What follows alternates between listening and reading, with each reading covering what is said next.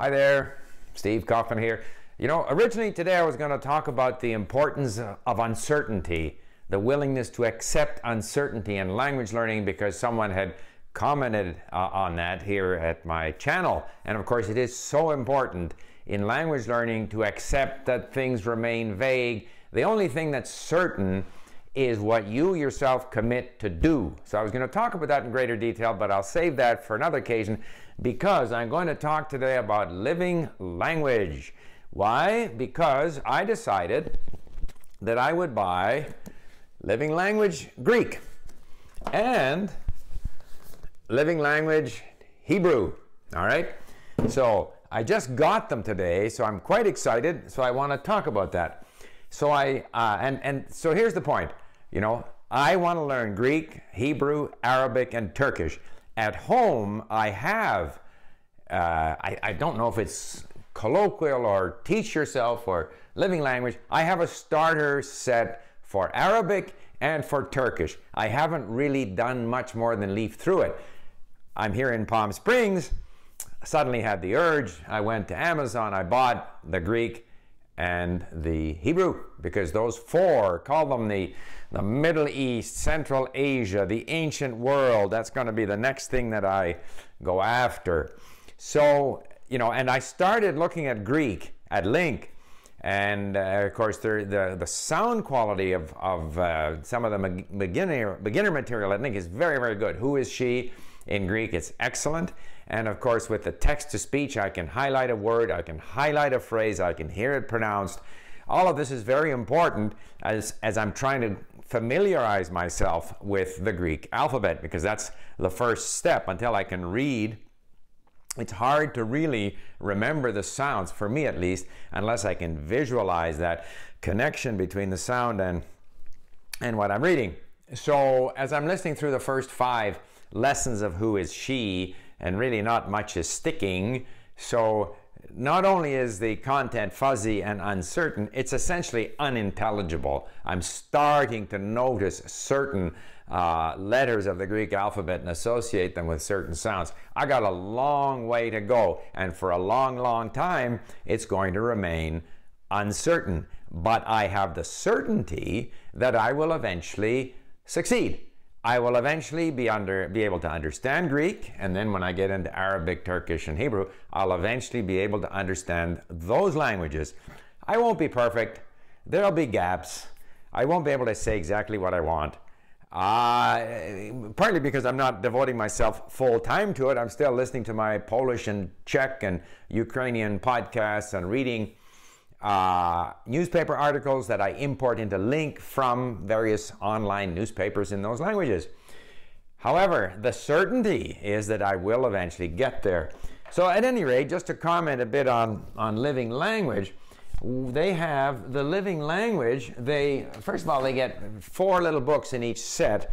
In the case of Greek, one of the books is just an exercise book with empty pages. I'm not sure what that is all about, except maybe to fill in the box, because Hebrew doesn't have that, so maybe they have one standard size box, and so you end up, in the case of languages where the books themselves are not thick enough, you get a little exercise book. I'll show you what I mean. It's just empty pages.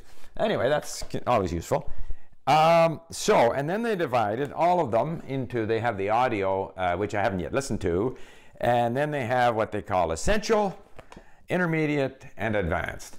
And I've really only looked at the Greek here, and their essential seems to consist mostly of grammar notes and vocabulary and lots of exercises. Now, from my experience, I won't do the exercises, but the grammar notes in a book is actually quite nice to have, because I like books, and with books you can flip back and forth very easily. Now, I have Googled for explanations of Greek grammar, but it's nicer to have a little book, so I do like that.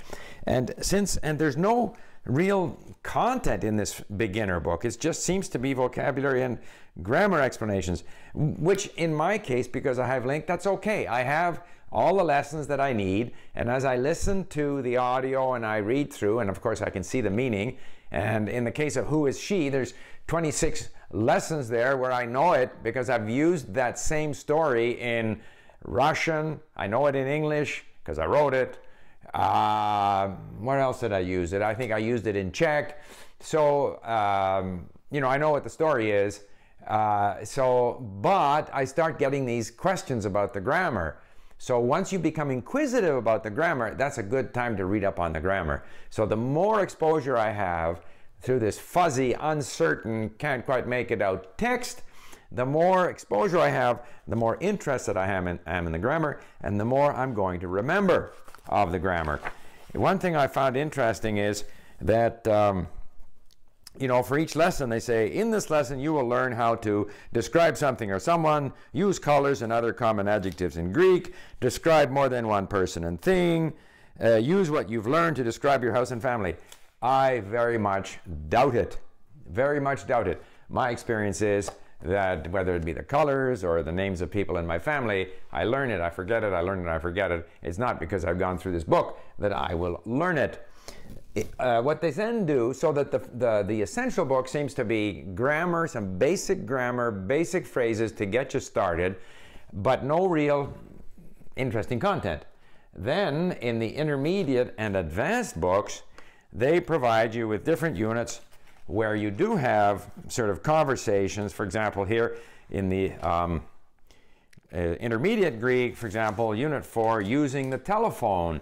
And it promises that by the end of this lesson, you should be able to talk about phone calls and phones, use the nominative and accusative of definite and indefinite articles, not sure what that means, use the nominative and accusative of Greek nouns.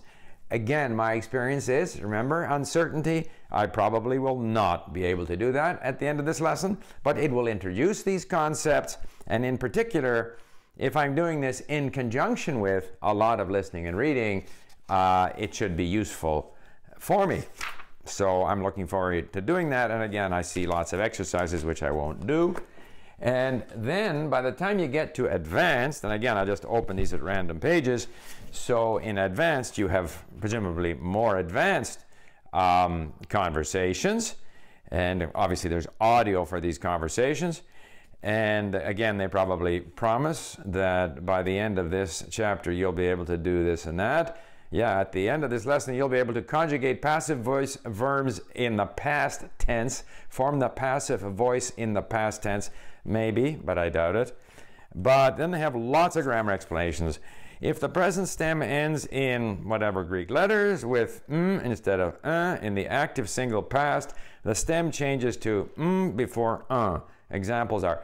So a lot of these kinds of explanations, and there's lots of them, will be useful to me only, from my experience, after I've had a lot of experience with the language. So I'm going to combine these books with my link where I get exposed to content and learn words and phrases, have uncertainty about the grammar, questions about the grammar. Then I'll go off to these books, see some grammar explanations, go back to listening to this interesting content. And if I were to devote myself to this, I would think that within, I don't know, within a few weeks to a month, the Greek alphabet would no longer be a complete mystery, although it would be a little difficult, more difficult to read than the Latin alphabet. And in time, I would understand what I'm listening to. And in time, I would begin to get a sense of the grammar. But if I go to use the language, I'd probably still make mistakes in terms of endings, in terms of whatever they had there, past, passive, particle, and stuff like that. It doesn't matter. I know in this whole world of uncertainty that as long as I continue on the task, I will eventually get there. And there's another element of uncertainty. I don't know how much I will achieve in how short a period of time, and it really doesn't matter. The thought that I will be able to read Greek, that if I should go to Greece and I see signs, I'd be able to read them and understand some of it, gives me a great sense of anticipated satisfaction. And I know that I'll eventually get there. So there you have it, uncertainty and the living language system. And I will talk further as I get into this and provide some more feedback. Bye for now.